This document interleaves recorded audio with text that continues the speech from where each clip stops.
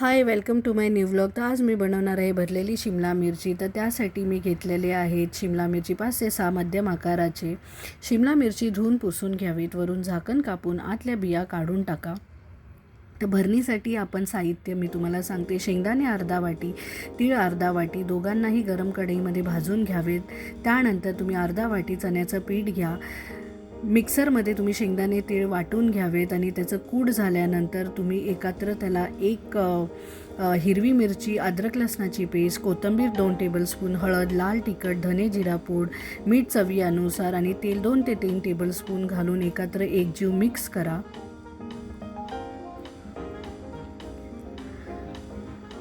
तयार भरणी प्रत्येक शिमला मिरचीमध्ये भरून घ्यावेत. कढईत उरलेलं तेल गरम करा. त्यामध्ये तुम्ही अर्धा चमचा जिरं घाला. जिरं घातल्यानंतर त्यात भरलेली शिमला मिरची ठेवून मंद आचेवरती झाकून ठेवून शिजवा. मध्येच अलगद पलटून घ्या. मिरच्या मऊ झाल्या आणि थोड्या खरपूस झाल्या की गॅस बंद करा. तर ही होती माझी शिमला मिरचीची रेसिपी. गरमागरम भरलेली शिमला मिरची पोळी, भाकरी किंवा वरण भातासोबत अप्रतिम लागते. तर तुम्हाला ही रेसिपी कशी आवडली तर मला नक्कीच कमेंट बॉक्स